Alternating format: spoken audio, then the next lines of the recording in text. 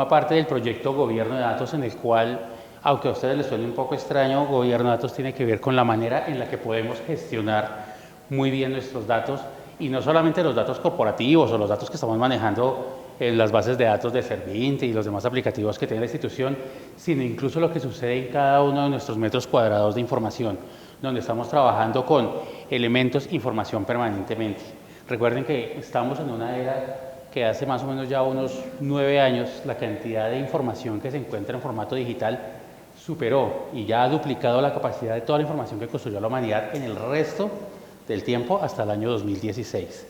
Es decir, que tenemos que aprender a convivir y a manejar con los datos y a tomar decisiones basadas en los datos. De esa manera, estas charlas han venido trabajando con algunos temas específicos enfocados a que ustedes tengan competencias básicas para poder manejar esta información. La primera charla habló sobre el tema de cómo mostrábamos los datos que nos quedaran de alguna manera presentables, entendibles y que pudieran ayudar a tomar decisiones. Esta segunda charla va a tener que ver cómo podemos estructurar nuestros sistemas de información, incluso lo que tenemos en el Excel, para poder trabajarlo de alguna manera, y vamos a seguir con una charla mensual. De la misma manera les recuerdo que si estamos mirando si de pronto repetimos la primera charla para aquellos que se la perdieron, y por otro lado también les voy a contar de la otra charla, ya que puedo hacerla de forma individual, llevándola a sus grupos primarios si ustedes quieren compartirla con sus equipos de trabajo para que lleguemos a la mayor cantidad de personas. Bueno, ya sin más preámbulos, entonces hoy vamos a hablar del arte de hacer bien una base de datos. ¿Y qué significa hacer bien una base de datos? Que vamos a tener algunos problemas con la información, o muchas veces cuando organizamos nuestra información vamos a tener algunas dificultades, que es lo que vamos a tratar de mirar el día de hoy.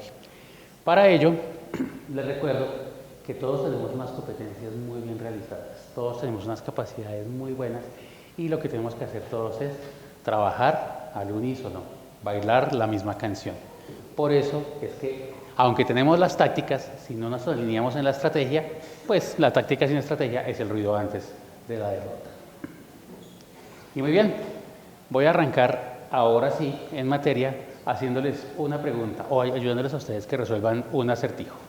El acertijo es muy sencillo. ¿Cuántas cucarachas hay en la cocina? Y díganme, ¿cuántas cucarachas hay en la cocina?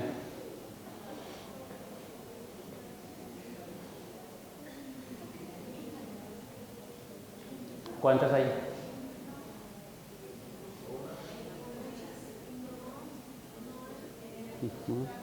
¿Por qué no podemos contar las cucarachas? Que están cambiando de posición y están cambiando de lugar. Pensemos que las cucarachas son nuestros datos. Tenemos una base de datos y todo el mundo tiene un archivo en Excel compartido y meten información y sacan información y tiene algunas cosas y viene aquí, viene el otro y cambia y alguien pone una regla y dice, no, es que ahora la celdita rosada significa que es el paciente que está pendiente, pero la celda roja fue el paciente que ya se fue y no se lo dijo a nadie más, solamente lo dijo él, ¿cierto? Y lo sabe y se lo cuenta a la amiga, pero las dos dicen, no, es que la rosada era de algo del paciente, como hay un paciente que ya se murió. ¿Sí? Y seguimos ahí. Voy a volver a hacer la pregunta. ¿Cuántas cucarachas hay en la cocina?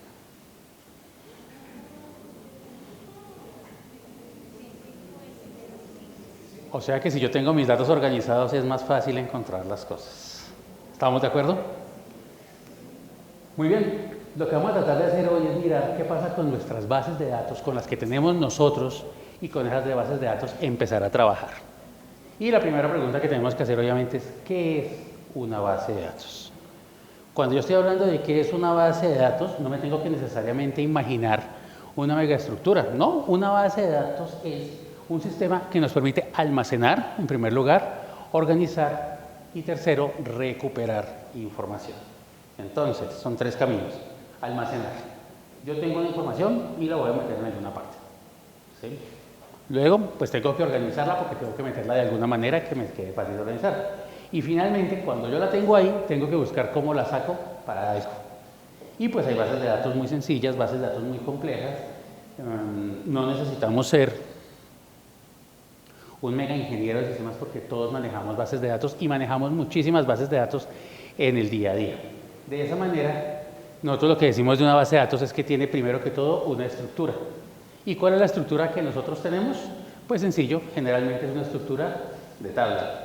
Aquí tengo el restaurante El Cafetal, Les voy a decir que el restaurante Cafetal existe en la vida real y es un restaurante de comida china. Y cuando yo tengo esta estructura, generalmente lo que yo tengo es que está en forma de tabla. Es lo primero que yo hago cuando yo organizo una base de datos y es tenerla en forma de tabla. Lo segundo que hago es que digo, cada columna va a corresponder a una variable. Es decir, que si yo coloco aquí las fechas, todo esto va a ser datos de fecha. La segunda columna siempre va a ser el nombre del cliente. La tercera siempre va a ser el tipo, digamos, de producto. Como es un restaurante, pues dice qué tipo de almuerzo tiene. El cuarto es valor y el quinto, el estado en el que se encuentra, porque el restaurante Cafetal, que vende pues comida china, además de eso, le fía a algunos clientes, entonces coloca el estado si está pendiente, está actualizado. Es una base pequeña, es un ejemplo bastante sencillo, pero fíjense que la estructura se mantiene. Primera condición, todos los elementos de la tabla o todas las columnas de la tabla tienen el mismo tipo de dato. Es decir, donde tenga la columna que dice valor, que está aquí, la columna valor realmente va a tener un valor numérico, expresado en formato pesos, ¿cierto? Yo no voy a colocar en la columna valor cosas como que digan corrientazo, pendiente, ¿sí? Que sí nos sucede muchas veces en las bases de datos que hemos visto acá. Entonces, vamos a colocar en esta casilla la identificación del paciente y están los números del paciente como códigos. Cuando vemos uno de ellos, dice ahí, pendiente. ¿Sí? No, es que yo coloqué la notica al lado. ¿Sí? Los tiempos, las horas de inicio. ¿Alguien presente aquí? Recordará que colocábamos las horas de inicio, entonces decía, por ejemplo, 13, 2.00. Pero alguien colocaba 13 más 15. Decía, no, porque esto ya no es un formato de peso, ya es un formato de hora. Entonces, la idea es que cada columna tenga una variable específica y en un formato específico y que sea unificado. Siguiente, cada fila, cada una de nuestras filas corresponde a un registro. El registro puede ser único o puede ser repetido. Entonces aquí vemos, por ejemplo, que María vino a almorzar en enero pollo a la naranja, pero también vino a volver a almorzar por allá en febrero fideos al wok. Significa que yo puedo repetir elementos en un registro dependiendo de la información que tenga. ¿Qué elementos repito o qué elementos no repito? Es parte del ejercicio que tenemos que entender para hacer que nuestra información sea muy funcional.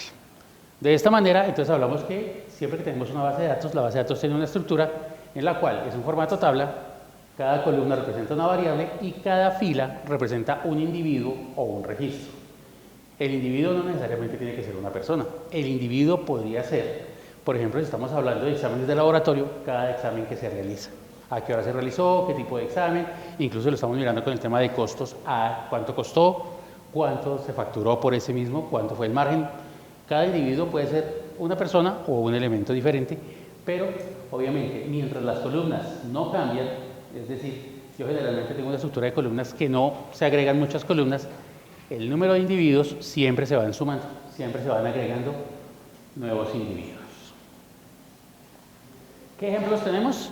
Pues tenemos muchos, por ejemplo, si tenemos algún tipo de negocio, nuestra lista de clientes, podemos tener una base nosotros de nuestro control de gastos que estamos trabajando, el seguimiento de hábitos, entonces uno dice, no, es que yo voy a hacer ejercicio todos los días, y entonces me voy a hacer una tablita de Excel, y en mi tablita de Excel voy a colocar cuánto ejercicio hice, qué tipo de ejercicio, entonces los lunes abdominales, los martes pierna, los jueves cara, todos los días, bueno, cara no hagan mucho que no favorece. Mi agenda semanal. Entonces, cuando nosotros miramos nuestras aplicaciones como el Teams, como la agenda que tenemos en el teléfono y estamos mirando nuestros horarios y digo, sí, yo me puedo reunir mañana, es porque estamos manejando una agenda que finalmente es una base de datos.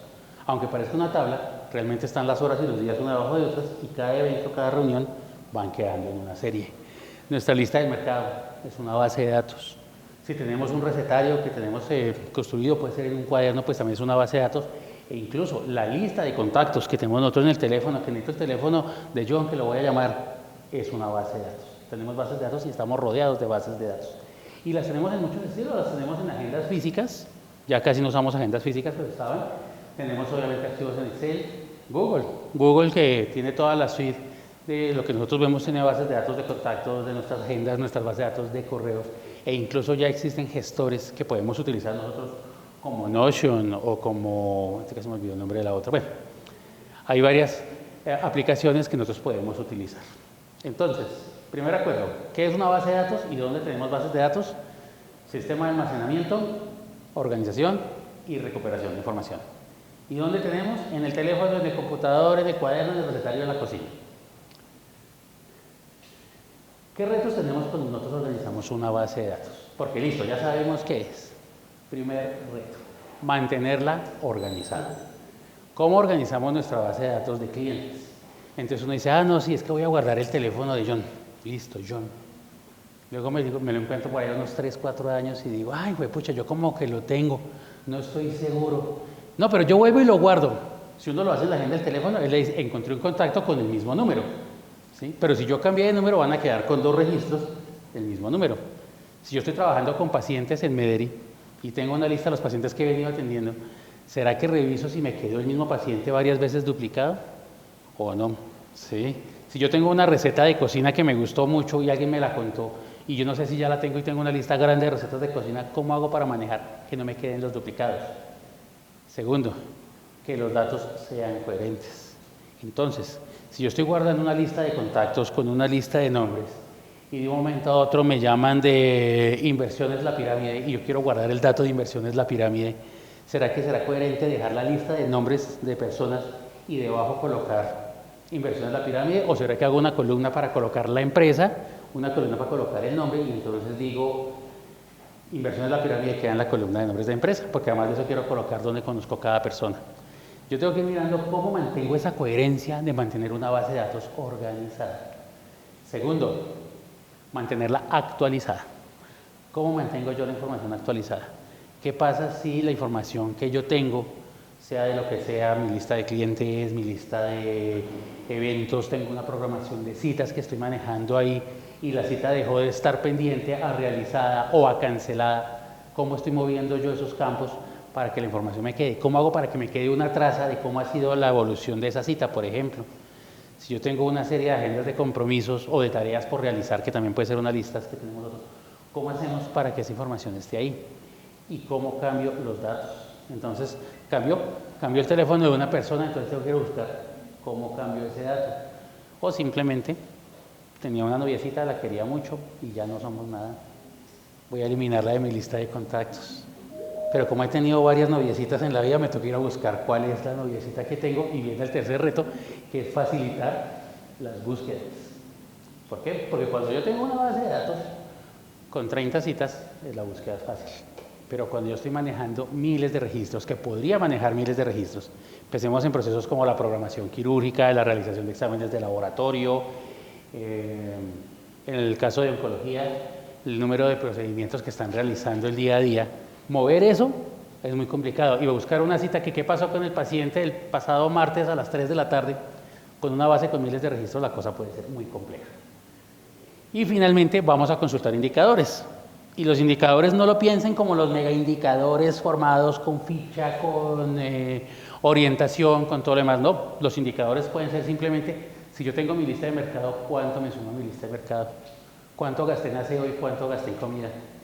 ¿Sí? O si estoy gastando más en carne que en verdura. Todos esos son indicadores que uno puede tener en una base de datos. O sea que gestionar una base de datos es una carga que puede volvernos muy compleja y muy grande. Si miráramos el hospital, aquí podemos tener pues muchos elementos. Podríamos tener el listado de los pacientes, los servicios a los que asistió, los profesionales que lo atendieron, los medicamentos que consumió, los procedimientos que se le realizaron al paciente, los costos asociados. Y fíjense que cada una de estas cosas podría ser una base de datos completamente independiente. Tanto que si yo quisiera hacerlo, y no lo estamos mirando aquí, podría mirar cómo la corporación que está segmentada en procesos, cada uno de estos elementos podría ser parte de un proceso y al interior de un proceso podrían haber nuevas bases de datos que se relacionan. Cuando yo hago eso, entonces digo, claro, entonces por aquí está el proceso, no sé, laboratorio clínico, por aquí está pacientes, por aquí está cirugía, por aquí está urgencias, y lo que voy a decir es que, claro, como tengo diferentes bases de datos, pero como hablan de lo mismo, ¿sí?, debo establecer relaciones que me digan, claro, la base de datos de laboratorio tengo que mirarla con la base de datos de hospitalización. ¿Por qué? Porque yo atiendo, hago exámenes a los pacientes de hospitalización. Pero la base de cirugía, posiblemente también con hospitalización, ¿Por qué? Porque yo opero a pacientes hospitalizados. Y posiblemente existir una relación que pues en este ejemplo no coloqué, y es que el laboratorio también se tiene que relacionar con cirugía, porque yo le hago exámenes a los pacientes que estamos operando. Eso es. Y para eso, entonces ya no podemos pensar en una base de datos que sea una sola tablita, sino que nos toca pensar que sean varias tablitas, varios elementos en forma tabular y que se encuentren relacionados, y a eso es lo que nosotros llamamos una base de datos relacional. Cuando ustedes escuchan hablar de los ingenieros de una base de datos relacional, se diferencia la base de datos que tenemos nosotros en nuestra carpeta de Excel, en nuestro archivo de Excel, es porque tienen varias tablas y esas tablas se relacionan. De esa manera, entonces tenemos algunos elementos, estas tablas que las vamos a llamar entidades y estas líneas que se van a llamar relaciones. Muy bonito, John, no somos ingenieros de sistemas, quizás no nos interese o quizás de pronto nos pueda ser mucho más útil, porque cuando yo estoy empezando a complejizar lo que tengo en mis servicios, puede ser que necesite construir algo mejor. Bueno, si tenemos las bases de datos relacionales, ¿por qué nos sirven? ¿Por qué se llaman unas buenas bases de datos? Lo primero, a mí una base de datos me evita la duplicación de información, y se los voy a plantear de esta manera. Vamos a suponer que yo tengo por aquí una base con mis pacientes, y por otro lado, la base con mis citas, vamos a decir que son citas médicas. Y tengo al paciente John Alejandro León Peralta. Pregunta, ¿de cuántas maneras se puede escribir John? Entonces, si yo coloco una sola tablita y en esa tablita digo John, cita de ortopedia, John, cita de cita de neurología, John, cita de, ¿cierto? Y escribo el nombre John diferente, estoy duplicando la información de John y posiblemente la escribo mal. Y les pasa a ustedes, por ejemplo, cuando escriben la ciudad. Santa Fe de Bogotá, Bogotá, BTA, Bogotá con tilde, Bogotá sin tilde, Bogotá en mayúsculas, Bogotá en minúsculas. ¿Sí? La primera en mayúscula, la primera mayúscula con tilde, la primera mayúscula sin tilde. Todo eso, simplemente colocamos una tabla que tenga un código, generalmente, y ya existen tablas de códigos, existe la tabla, por ejemplo, DANE, el código de Bogotá es el código 11001.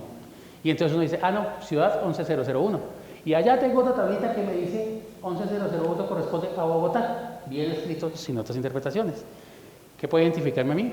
Mi cédula. Entonces digo, el paciente con la cédula tal, tal, tal, y siempre coloco el número de la cédula que es único y no me pongo a mirar cuántas formas tengo para escribir John, Janet, Jason, Jonathan. Son nombres que todo el tiempo nos están dando problemas y que se escriben, y que hay gente que los escribe todos en mayúsculas y hay gente que no. Entonces nos evita unos duplicados porque pues asegura que se almacena solamente una vez la información de forma coherente. Lo segundo, mejora el rendimiento y la velocidad. No sé si la vez pasada habíamos hablado de los temas de almacenamiento, de cuánto era un bit, de cuánto era un byte, pero imagínense que más o menos el nombre de una persona debe estar ocupando del orden de los 16, 18 bytes. Si ese nombre yo lo repito más o menos unas 100 veces, ya estoy ocupando un mega de información. Cuando el número lo coloco una sola vez, entonces empiezo a liberar espacio. ¿Por qué? Porque yo simplemente digo, el código 11001 es Bogotá. Y en vez de estar escribiendo la palabra Bogotá, que la palabra de almacenamiento de caracteres de texto es muy pesado, almaceno el número, que me ocupa solamente un byte. Y con ese byte puedo hacer la misma referenciación y empiezo a optimizar. Además de eso, puedo garantizar la integridad de la información y no me va a suceder que cuando llegan al servicio a preguntar cuántos pacientes he atendido y me toca ponerme a jugar con la tablita, entonces digo, es que este y este eran el mismo paciente. ¿Sí? O este no eran el mismo paciente, pero es que el nombre se parecía porque es que los dos se llamaban Jonathan, solo que uno era JHO y el otro era JON. Entonces nos garantiza que la información tenga una mayor consistencia, una mayor integridad y sobre todo a que ustedes queden muy bien cuando su jefe les pregunta por datos y no se pongan a correr para un lado y para el otro. Bueno, hablemos entonces de qué es lo que no se debe hacer. Y voy a empezar con un error muy común, y este sí quiero que lo tengan muy claro y muy presente. No es lo mismo, y a veces pensamos que es lo mismo, pero no lo es, el lugar donde yo almaceno mis datos que el lugar donde yo veo mis datos. Es decir, yo puedo tener una tablita de Excel muy bonita con mis datos, y por otro lado un informe que hago con los informes de mi tablita.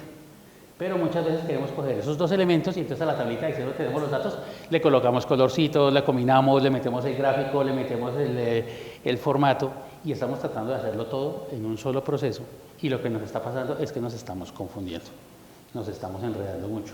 Es mejor tener una parte donde yo guardo mi información, donde yo lo organizo allá en una tablita organizadita, y otra parte donde yo presento mis datos para poderlos ver bonitos, para poderlos ver bien.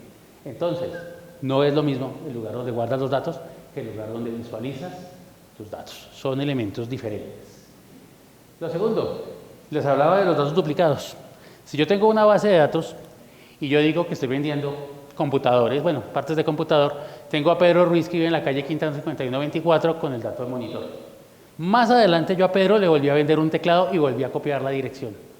Volví a colocar a Pedro y le vendí un mouse. Es decir, que esta información de la dirección la estoy repitiendo, o la información de Ángela, por ejemplo, la estoy repitiendo cuando realmente no necesito repetir esa información. Porque en otra parte puedo atender cómo se llama nuestro cliente, cuál es la dirección de nuestro cliente si necesito hacerle domicilios, envíos o todo lo que sea de las partes, y no estoy duplicando la información. Entonces, una mala práctica es estar repitiendo información. Otra mala práctica, la dificultad para extraer información. Esta es una base de datos real, corresponde a una base de datos de Medri, y si ustedes se dan cuenta, tiene arriba indicadores, arriba tiene como resultados de lo que está sucediendo en cada elemento, tiene semaforizadas unas fechas, tiene unas aplicaciones ahí, incluso unos datos que no aplican, información duplicada. ¿Por qué? Porque estamos tratando de almacenar y visualizar la información, los resultados de la información que tenemos. Esto corresponde a un tema de cumplimiento en cursos y estamos tratando de mirar cuáles cursos están a punto de vencerse, cuáles están activos, cuáles tienen, cuáles no tienen y cuáles son los indicadores globales de todo y todo en el mismo archivo. Cuando me intentan preguntar alguna información sobre algún funcionario de la corporación, cómo está su nivel de datos y todo lo demás, aquí me estoy enredando. Porque la base primero se me demora muchísimo en cargar y segundo, cada búsqueda me daña los archivos. Falta una cosa que no copié, perdón, y es que en medio de esto además tiene columnas ocultas donde hay más información que están sacando ahí, que se dejó escondida para que no se viera tan clara. Eso es. Y pues obviamente, no sé si ustedes han visto ese simbolito muchas veces, que lo hace a uno sufrir mucho. Y no, sí, ya. No, pero ¿cuántos? No, ya, espere, ya va a salir. Espere, no, es que se quedó pensando. El se quedó pensando es una de las cosas que queremos evitar. Bueno, ¿hasta aquí alguna duda? ¿Alguien se siente completamente identificado? ¿Sí les dolió alguna parte de su gestión de información? Bueno, hablemos entonces de cómo... Nada que no hayamos vivido. Eso no sucede en Medellín, sucede en otra institución, lejos de aquí. ¿Cómo organizamos una base de datos? Ya hablamos de que podemos hacer varias tablas y vamos a hablar de dos conceptos claros que son las tablas de hechos y las tablas de dimensiones. Las tablas de dimensiones, arranco al contrario, es una base de un elemento que representa algo de la vida real. Puede ser una persona, puede ser un servicio, puede ser un espacio físico, pero tiene una característica y es que es la representación sistematizada de una cosa que podemos llamar una entidad. ¿Sí? Esto generalmente son datos que no cambian. Es decir, si yo hablo de una tabla de una dimensión y la dimensión es persona, seguramente yo como persona tengo unas características que no se mueven mucho a través del tiempo, como mi nombre, como mi sexo, ¿sí? Que posiblemente se muevan un poquito menos, como son mi correo electrónico, mi dirección, mi número de teléfono. Una tabla de entidad representa una persona. O no, representa un elemento que realmente no se modifica con unas características y que tiene normalmente una característica única que es una identificación. Por otro lado, las tablas de hechos son tablas de cosas que están modificándose permanentemente, de actividades. Entonces, mientras que la tabla entidad, la tabla dimensión, tiene datos que son relativamente fijos en el tiempo, la tabla de hechos tiene datos que se están moviendo. Por ejemplo, si pensamos en las consultas. Entonces, yo todos los días, si tengo una tabla de consultas, todos los días le estoy agregando elementos. Todos los días estoy colocando una nueva consulta programada, una nueva consulta se canceló, una nueva consulta se reprogramó. Las tablas de hechos y las tablas de consultas se están relacionando todo el tiempo y posiblemente lo que vamos a tener es que esas dos tablas se van a tener que relacionar. Porque volvemos al concepto de que estamos trabajando una tabla relacional. Muy bien. ¿Qué vamos a hacer entonces? Cuando hablamos de que tenemos tablas de dimensiones y tablas de hechos, vamos a decir que cada tabla de hechos tiene lo que llamamos una llave primaria, un identificador único. Si nuestra tabla de dimensiones es una persona, posiblemente esa dimensión que nosotros vamos a colocar es la cédula de la persona, que no se nos duplica, porque no pueden tener duplicados. Y yo ya sé que bajo la cédula 1, 2, 3, 4, 5, 6, 7, 8, 9 hay un solo amigo o una sola amiga, y que eso no va a cambiar a través del tiempo. Es decir, que hay un dato que sí es fijo siempre dentro de las tablas de dimensiones, que es su código de identificación, que es único, que no se repite dentro de la tabla y al que vamos a llamar la llave primaria. Entonces, cuando yo digo, ¿cuál es la llave primaria? La vamos a tener ahí. No sucede solo con personas. Si yo tengo dimensiones como lo son, por ejemplo, diagnósticos, tenemos tablas internacionales que es el CIE-10, que tiene una codificación de 4 dígitos y es única y no se repite. O sea que el CIE-10 es una tabla de dimensiones, claro que sí, que representa una entidad que es diagnósticos. Y tenemos más, tenemos la tabla de los CUBs, tenemos las tablas de, por ejemplo, todo lo que son los medicamentos. Cada una de ellas es una tabla de dimensiones. Mientras que cuando yo cojo todas las tablas de dimensiones y yo digo qué medicamento le voy a colocar a un paciente y las cruzo en una tabla, esa es la tabla que se va a llamar una tabla de hecho. ¿Qué va a tener la tabla de hecho? Pues el medicamento, posiblemente no el medicamento, sino el código del medicamento, el paciente, posiblemente no el paciente, sino la cédula del paciente, ¿cierto? La hora, la dosis y posiblemente hasta una tabla adicional que puede ser en qué servicio se encuentra. ¿Se entiende este concepto? Déjenme decirles que ustedes son muy inteligentes. Y entonces, como yo en la tabla de hechos voy a tener solamente el datico que traje, que fue la llave primaria de la tabla de dimensiones, a esa la voy a llamar una llave foránea. Es decir, que la identificación del paciente en la dimensión persona es una llave primaria, mientras que la identificación del paciente en la tabla de hecho consulta es una llave foránea, y foráneo es de extranjero, es decir, es una llave primaria de por allá, de algún otro lado extranjero. Basados en este concepto, que creo que es el concepto más fuerte y pues uno de los más complejos en el tema de una tabla de relacional, entonces tenemos que hablar de la normalización. Si ustedes en algún momento van a hablar ya de bases de datos, basándose en esta presentación, pueden hablar con un ingeniero y decirle, no, es que yo tengo ya mi base normalizada. Y va a decir el ingeniero, uy, esta gente sabe. ¿Sí? ¿Y qué es normalizar la base? Son 6 reglas, vamos a mirar 3, con 3 es suficiente, pero lo primero que tenemos que hacer nosotros es empezar a organizar nuestras bases de datos en formas normales. ¿Qué es lo primero? Ya sabemos que cada columna corresponde a una variable, cada fila corresponde a un registro y no vamos a dejar un montón de información dentro de cada celdita de datos. John Alejandro León Peralta, carrera 242945, cédula de dirección de Medellín, teléfono tal, correo johnleon.medellín. Sino que lo primero que yo voy a hacer, la primera forma normal, es separar cada cosita en un campo separado. Entonces, en un campo el nombre, en el otro el apellido, en el otro la dirección, en el otro el teléfono, en el otro el correo. Eso tampoco nunca lo hemos visto en Medellín, ¿cierto? Nunca ha pasado. Que meto toda la información en una sola celda de Excel, por ejemplo. ¿Sí? Y luego cuando quiero encontrar algo, no. Primera forma normal, cada celda contiene un solo tipo de datos. Porque si de pronto la persona no tiene un apellido, o no tiene un segundo apellido, o tiene un solo nombre, entonces simplemente tenemos celdas que podemos dejar vacías sin romper la integralidad de la información. Segunda forma normal.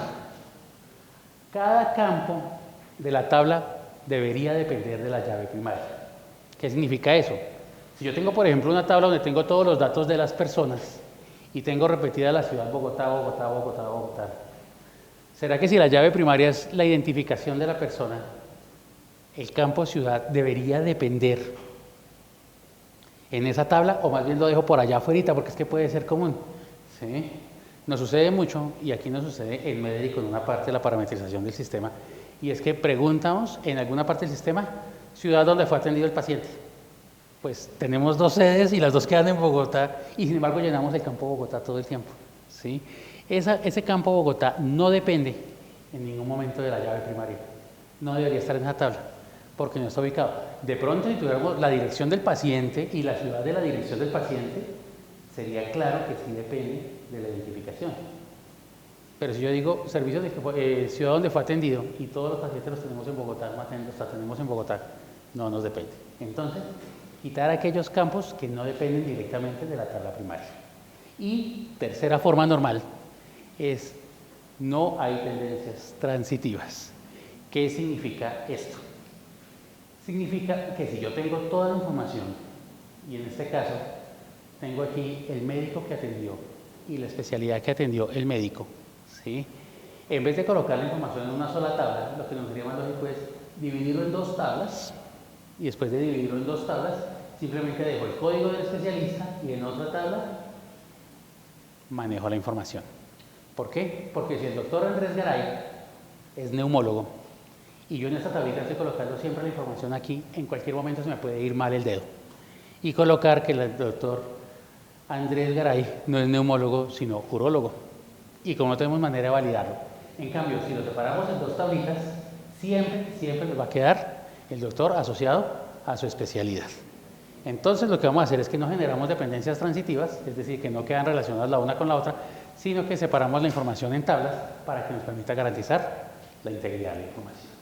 Y ya con esto, cuando aplicamos, hay otras tres normas que son un poco más complejas, pero ya con estas tenemos bases de datos, ok, que nos funcionan muchísimo. ¿Se entiende hasta acá? ¿Alguna duda, inquietud?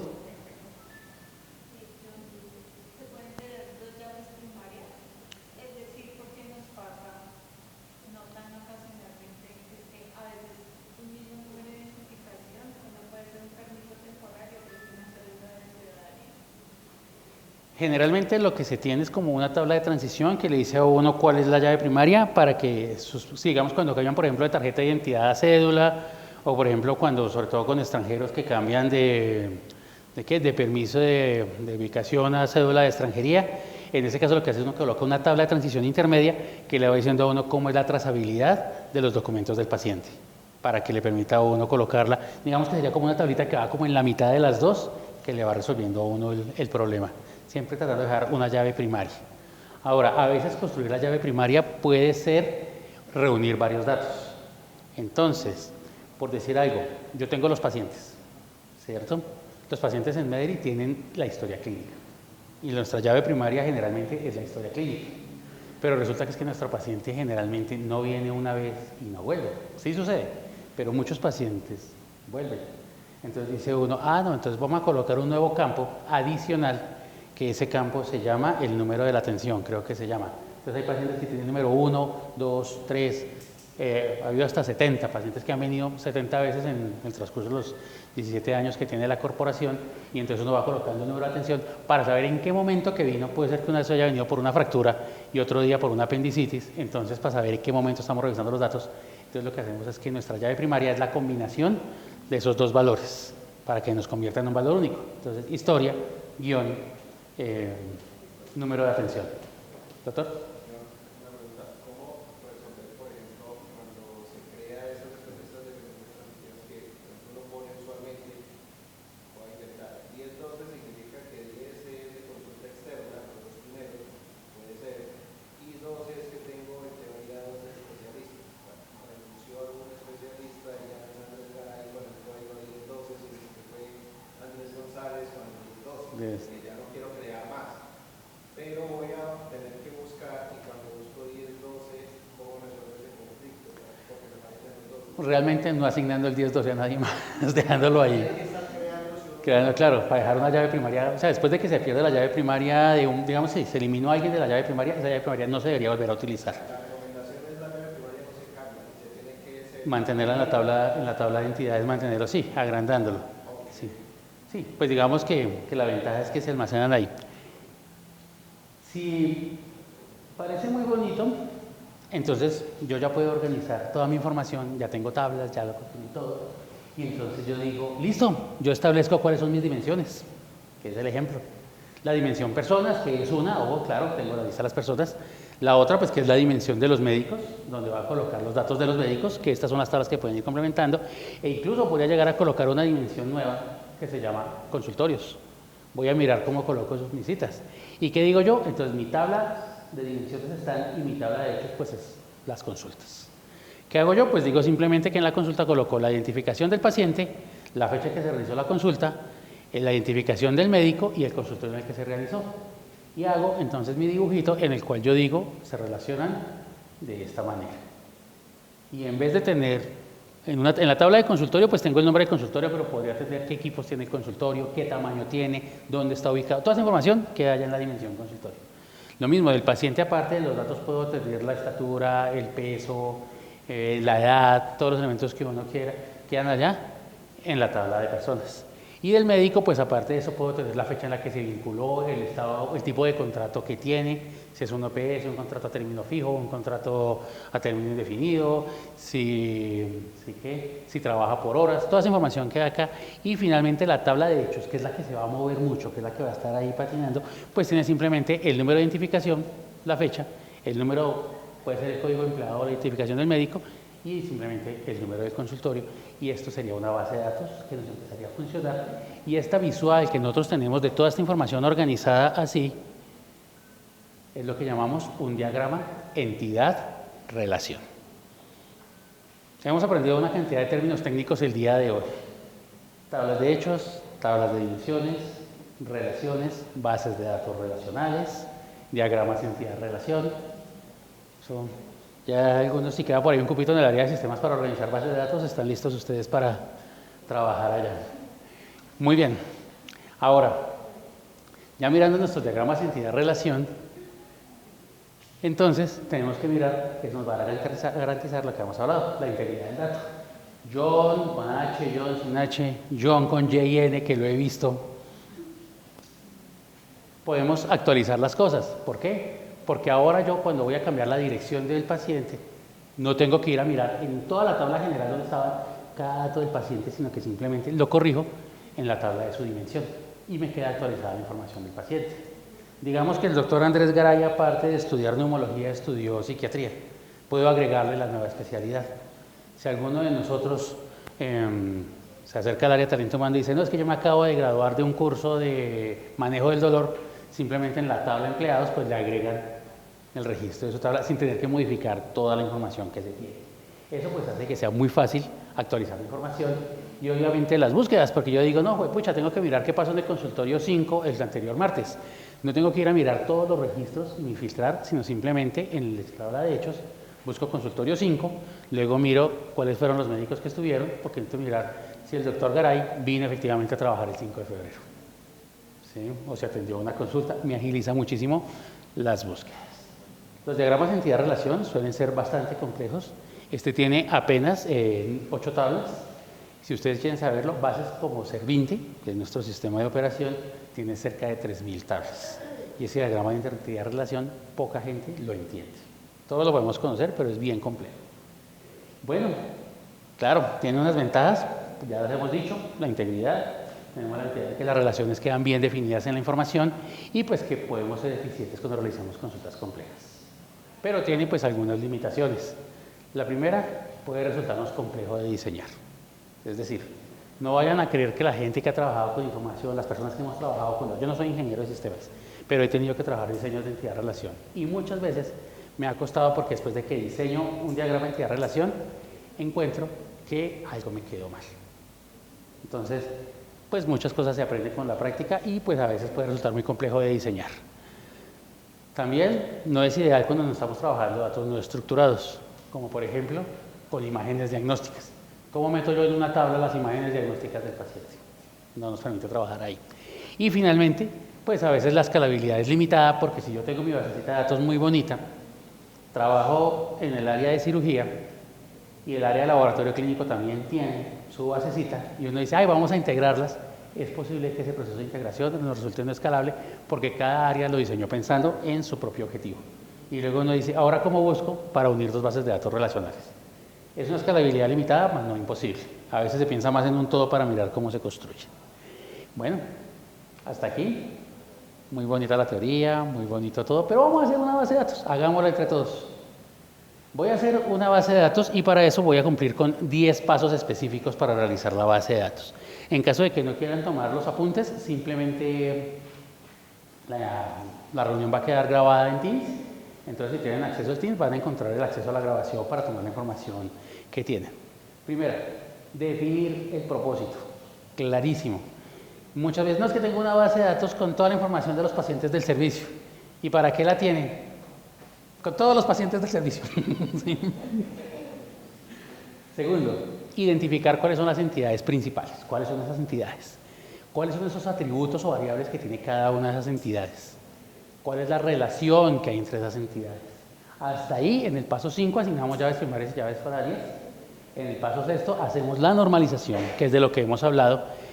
Y en el séptimo, hasta el séptimo punto, es donde miramos cuál va a ser nuestro sistema de administración de nuestra base de datos.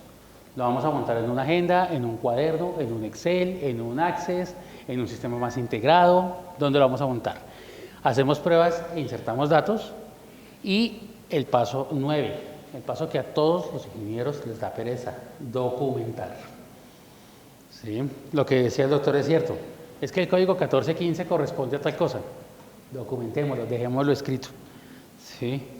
No sabemos en qué momento necesitamos volver a explicar o alguien necesita leerlo y no estamos nosotros presentes que enseñamos la base de datos, y la documentación es la única que garantiza que la persona que llegue a administrarla pueda entender qué está pasando. Y pues finalmente ya relájese y disfrute su base de datos. Hagamos un ejemplo. Vamos a definir un propósito. ¿Cuál es mi propósito? Establecer el volumen de ventas por cliente. Ese es mi propósito. No va a ser un propósito de hospital, va a ser un propósito general. Tengo mi negocio y quiero establecer el volumen de ventas por cliente. Ya lo tengo claro. Segundo paso, identificar las entidades principales. Entonces digo, bueno, yo tengo 3 entidades claras que son mi entidad clientes, ¿cierto? Mi entidad productos, porque vendo algo, ¿sí? Que estoy mirando el volumen de ventas porque algo estoy vendiendo. Y mi entidad pedidos. Incluso mi entidad pedidos es una tabla de hechos, no de dimensiones. Listo. Ya definí cuáles son mis entidades principales. Ahora, voy a definir qué atributos tiene cada una de mis entidades. Entonces digo, claro, mi base de cliente va a tener el nombre del cliente, el documento del cliente, el apellido, la dirección, el teléfono, el correo y la fecha en que ese cliente se vinculó conmigo. ¿Sí? ¿Qué va a tener mi entidad producto como atributos? Entonces, pues una referencia, un código de referencia del producto, un nombre que lo llame, un tipo de presentación y un precio. Y mi tabla de pedidos pues va a tener la fecha en la que se realizó, el documento del paciente, el documento del cliente, la referencia, la cantidad de lo que pidió, el valor original, el valor total y la forma en la que se pagó. Si pagó a crédito, si pagó a contado, si pagó con cheque, con tarjeta, transferencia de Nequi, Davi Plata, no sabemos, todo lo que pueda estar ahí. Y ahora que estoy en el tercer paso, que es definir los atributos, entonces paso a decir cuáles son las relaciones entre esas entidades. Y es claro, mis relaciones son muy sencillas. Hay una llave primaria en el cliente que se llama documento, que se relaciona con el documento del pedido, y el otro, la referencia del producto, que se relaciona con la referencia del pedido. Y estando en eso, entonces paso al siguiente paso y es definir cuáles son mis llaves primarias y mis llaves foráneas, y ya identificadas digo, claro, digamos que de alguna manera la tabla clientes alimenta la tabla pedido a través de una llave primaria que se llama documento, y mi tabla productos tiene una llave primaria que se llama referencia, que la referencia debe ser única, no pueden haber 2 productos con la misma referencia, como no pueden haber 2 clientes con la misma documento, y me alimenta mi tabla pedido. Luego de que hago esa asignación de llaves primarias y todo lo demás, entonces hago el ejercicio de normalización. Y fíjense que yo hice una normalización, dije algo, y fue, no, pero es que yo puedo hacer una tablita de entidades que no había pensado antes, que era la forma de pago. ¿Por qué? Porque yo puedo decir que la forma de pago es efectivo, tarjeta de crédito, tarjeta de débito. Y resulta que de un momento a otro alguien me dice, no, y es que ahora también aceptamos transferencias, aceptamos Nequi, Davi Plata. Entonces me dice, no, pues coloco una tablita extra de formas de pago, donde yo puedo ir agregando nuevas formas de pago a medida que las vaya necesitando, sin tener que alterar la estructura de la base de datos original. Y también puedo decir, es que yo la presentación la puedo mirar, porque los diferentes productos tienen diferentes formas. Si lo que estoy vendiendo son, no sé, alimentos, entonces puede ser que tenga la bolsa de libra, la de media libra, la de kilo, la de 5 kilos. Entonces coloco una tabla de presentaciones, porque de pronto vamos a colocar una forma de presentar el producto de un nivel intermedio. Bolsa de 2,5 kilos. Pónganse, por ejemplo, las gaseosas. Las gaseosas venían de litro y 2 litros. Creo que eso era lo que venía antes. De un momento alguien sacó el 1,5 litros. Luego sacaron la Coca-Cola 600, por ejemplo. Luego vienen 400. Ahora viene la de 250. Entonces pueden ir agregando modos de presentar los elementos que yo puedo ir agregando en mi forma de presentación. Y aquí ya tengo toda mi tablita. Listo, vamos en el paso 6, fíjense que no es tan complejo. Hasta ese momento tengo mi tablita montada, tenía yo aquí, mi diagrama entidad-relación. bien dibujadito. Y ahora tengo que, ahora sí, en ese momento, escoger el sistema de administración de la base de datos. Puede ser Excel, puede ser Power BI, puede ser sistemas SQL, de los que vamos a hablar en un momento, pero vamos a hablar en este momento de que vamos a hacer lo más asequible, que es Excel. Condiciones, entonces, para montar una base de datos en Excel, que es algo que ustedes pueden hacer todos los días. Cada entidad debe estar en una hoja diferente. No voy a colocar en esta hojita clientes y en la misma hojita productos, en la misma hojita todo y todos los elementos. Segundo, traten de trabajar con un elemento de Excel que se llaman tablas. Las tablas son unos elementos que automáticamente cuadran formatos, cuadran estructuras y todo lo demás y tienen nombres propios dentro del Excel. Pero pues digamos que cada una de ellas. Y finalmente nos toca relacionar, construir las relaciones y Excel tiene una herramienta que aunque no se vea tan bien, se llama Buscar B, que a ustedes les gusta mucho trabajarla, me imagino. Si no quieren trabajar con Buscar B porque Buscar B tiene algunas limitaciones, pueden trabajar con instrucciones como índice o coincidir. Así que, pues nada, vamos a mirar un ejemplito en Excel.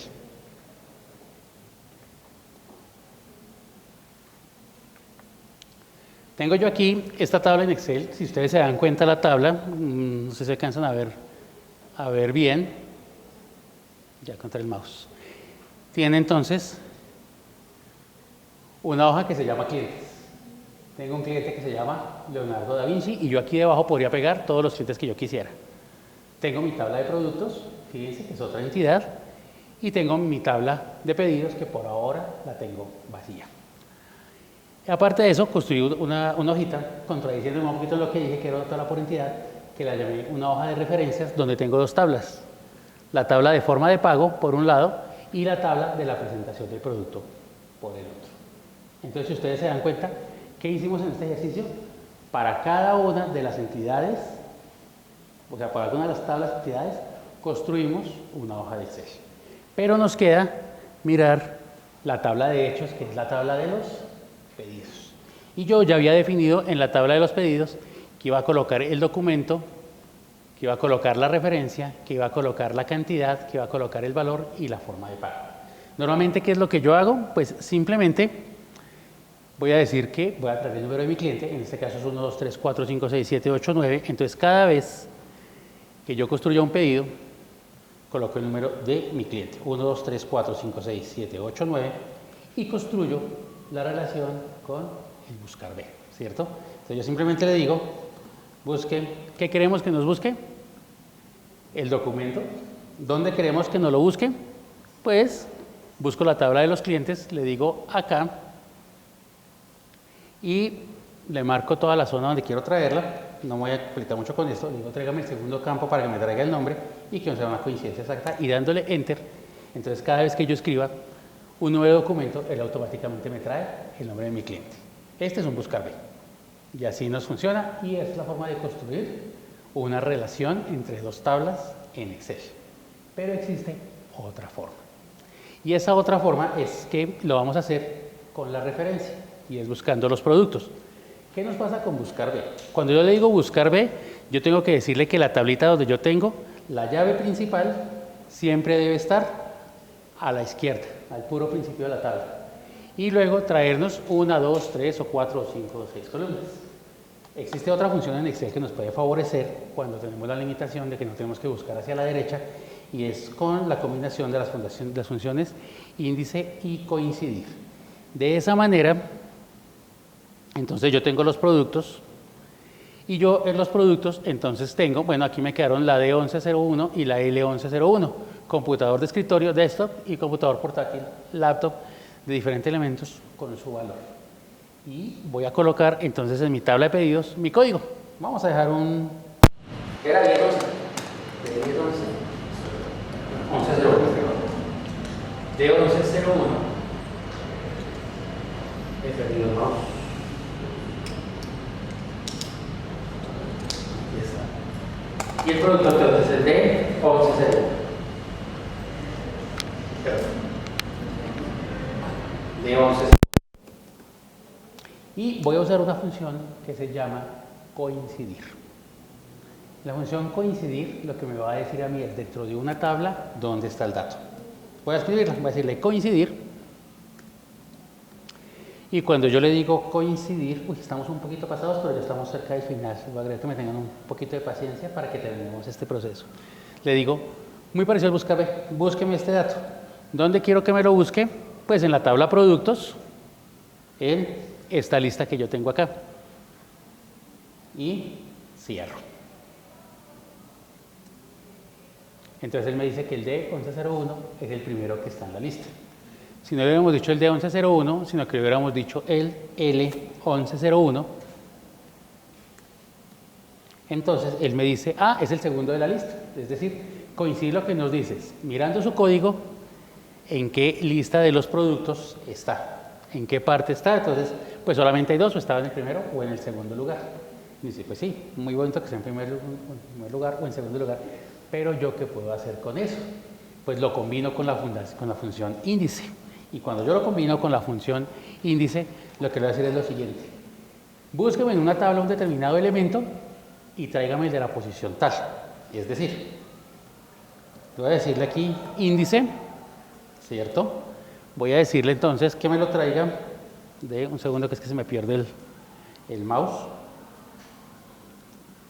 Búsqueme de acá, de esta lista de productos, en el índice y tráigame el elemento número 2. Y listo, me trajo el computador portátil. Lo que vamos a hacer nosotros entonces es que en vez de colocar el elemento número 2, que es el producto, ¿qué hacemos? Cambiamos este elemento por la función coincidir. Y con coincidir, entonces le digo simplemente que ¿qué quiero que me busquen coincidir?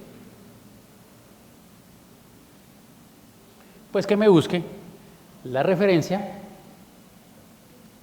en mi tabla original de productos, que estaban mis referencias. Y de esa manera, combinando, ¿qué me faltó? Un segundo. Posiblemente algún paréntesis. Ah, es que está coincidir X, perdón. Se salió el seleccionado. Esta es otra función que no les quiero enseñar todavía, porque es un poquito más versátil y es de las últimas versiones. A ver, ¿qué nos faltó? Tabla, coincidir de dos, tabla, referencia. A ver, creo que me faltó un paréntesis. No, listo. Pues no, hagamos, escribámoslo todo nuevamente. Entonces, índice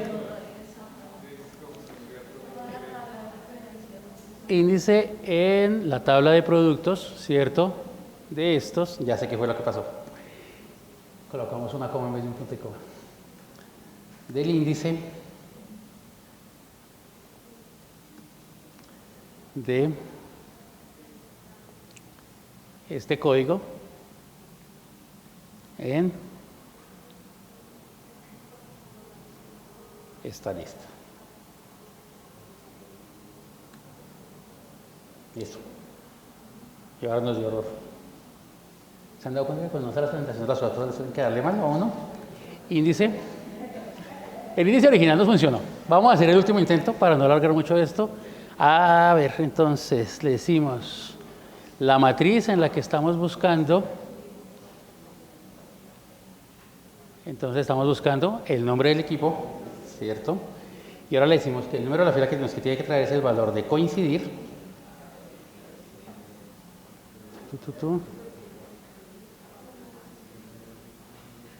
El número de la referencia. El número de la referencia dentro de la tabla de referencias. Y ahí cerré todos los paréntesis y creo que ahora sí nos dio computador portátil. Un poquito de cuidado, nada que nos angustie mucho.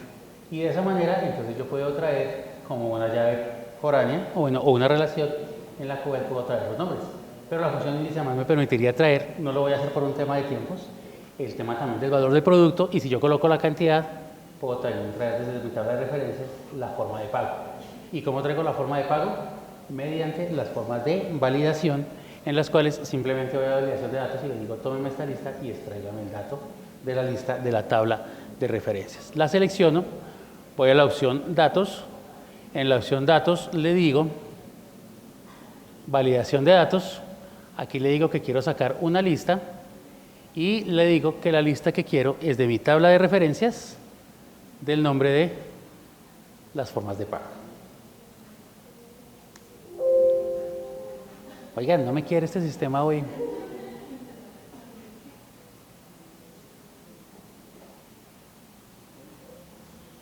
Listo. Y ahora en las formas de pago me queda un cuadro desplegable donde está mi lista de formas de pago directamente relacionada. Es decir, que estos modelos entidad-relación que estamos trabajando no solamente aplican para bases de datos, no solamente nos aplican para todo lo que hacen, sino que nos pueden aplicar incluso en nuestro día a día. Volvamos a la presentación, por favor. Existen muchas formas entonces de organizar nuestra información en Excel, de irla trabajando y de irla mirando. Ahora, bien, sentimos que llegamos al cielo. Trabajamos nuestros datos bien, podemos hacer bien una base de datos, estamos felices. Y cuando ya estamos completamente felices, alguien nos habla de las bases de datos no relacionales, los datos no estructurados. ¿Y qué son los datos no estructurados? Aquellos que no podemos colocar en filas y columnas, como en las bases de datos relacionales. ¿Cuáles son? Nuestros correos electrónicos, nuestros documentos en PDF, nuestras imágenes, audios, videos, todo lo que tenemos, los comentarios que se colocan, por ejemplo, en las redes sociales, nuestros chats de WhatsApp, de las cosas que estábamos hablando. No, es que yo tengo un chat donde evidencio que es que usted no le puso al paciente lo que... Podríamos meterlo en bases de datos. Los logs de los sistemas, entonces cada cuánto entra una persona, hizo una modificación, cambió un nombre, modificó un resultado, todo lo que puede suceder ahí, incluso nuestras listas de páginas web, todo eso. Si lo pensáramos en un entorno hospitalario, los datos subjetivos de las evoluciones que se colocan de los pacientes, las imágenes diagnósticas. A título personal, he visto más de uno de ustedes así. Me inspiraron para colocar el mío. Pero bueno, no vamos a llegar todavía a los datos no estructurados porque sería tema para unas charlas muy grandes. ¿Qué herramientas podemos utilizar? Bueno, la base de datos relacional que les he mostrado el día de hoy, yo la hice en PowerPoint. O sea que PowerPoint puede ser una herramienta para que diseñemos nuestras bases de datos. La invitación, como siempre, está abierta para acompañarlos. Si ustedes dicen, oigan, hice una base de datos y no sé si quedó bien, con mucho gusto. Existen herramientas, páginas web como Lucidchart, pueden acceder a la página Lucidchart, www.lucidchart.com. Tiene plantillas específicas para construir diagramas entidad-relación. Hay una de Google que la pueden mirar directamente, se acceden a su cuenta de Google, que es Draw.io. Draw.io también tiene plantillas para desarrollar sus sistemas de datos relacionales. Les va a permitir. Pero existe una herramienta muy poderosa que es un lenguaje que le permite a uno analizar y trabajar bases de datos un poco más avanzadas, que se llama SQL. Cuando ustedes escuchan hablar de SQL, Structured Query Language, lenguaje estructurado para búsquedas o estructurado social para búsquedas, nos permite interactuar directamente con bases de datos. Y cualquier ingeniero que empiece a trabajar con sistemas de información y cualquier persona que quiera meterse un poquito más con sus datos, debería empezar a trabajar con SQL. ¿Por qué? Porque a partir de una serie de comandos de programación del lenguaje, le permite a uno, por ejemplo, el select, consultar datos. Muchos gestores y muchos motores de bases de datos, incluyendo Excel, entienden SQL. Insert, para agregar datos. Update, para modificar o actualizar datos. Y delete, para eliminar datos. Y tiene muchísimos más. Es un lenguaje bastante complejo, que es una herramienta muy poderosa en la que no voy a profundizar demasiado, pero el SQL es, digamos que, como es el lenguaje que le permite a uno trabajar y organizar sus datos específicamente, sin profundizar demasiado en los datos de la programación. Para finalizar, ya que hoy me extendí más de lo normal, vamos a hablar de algunas conclusiones. Cuando hice la prueba, la charla duró 45 minutos, por eso me relajé charlando y se me alargó. Primera conclusión importante. Un buen diseño es más importante que tener muchos datos. Piensen siempre primero en el diseño. El diseño es la clave de que ustedes puedan hacer que su base de datos se vuelva funcional, no se les trabe, no se pierdan los datos, no se desactualicen. Entonces, más que tener muchos datos, piensen siempre tener un buen diseño. Segundo, lo que más debe valer la información, debe valer en la construcción de una base de datos, es la construcción clara de esas relaciones. Esas relaciones claras son las que permiten fortalecerlo. La normalización evita la redundancia de información y mejora la integridad de sus datos. Procuren, no les quita nada, les fortalece mucho aprender SQL. La eficiencia no solamente es la rapidez, muchas veces es la claridad de la información que nosotros tenemos. Entonces, a veces cuando miramos bases de datos muy grandes, de billones de registros, Es más importante tener muy claro qué es lo que hay en esa base que lo rápido que nos puede generar una consulta. Y finalmente, pues, las bases de datos, y por eso digamos que esta segunda charla centraba eso, es el corazón silencioso de cualquier sistema. Cuando se nos cae el tablero, cuando se nos cae la luz, cuando nos cae cualquier otra cosa, hay manera de recuperarlo. Pero cuando lo que falla es el diseño de la base de datos, se fregó todo. Hasta aquí, ¿dudas, preguntas, inquietudes? Claro que sí, y la queda grabada. Sí, eso es. ¿Alguna otra duda? Antes de que juegue, que es un poco más, digamos, sofisticado, Sí. PowerPoint contra Excel, ¿qué tan recomendable? Es muy bueno, te ayuda mucho, pero digamos que está más enfocado a los temas de organización y limpieza de los datos, que es la charla como que dentro de 2 meses. Previo a las conexiones. Sí, sí, ese es más como para uno mirar qué hacemos cuando los datos están erróneos, faltantes, duplicados. El Power Query está más enfocado al tema de organización, limpieza de los datos. Eso es, sí. En 2 meses creo que lo vamos a ver. ¿Alguna otra duda? Bueno, entonces vamos a ver si pusieron cuidado. Por favor,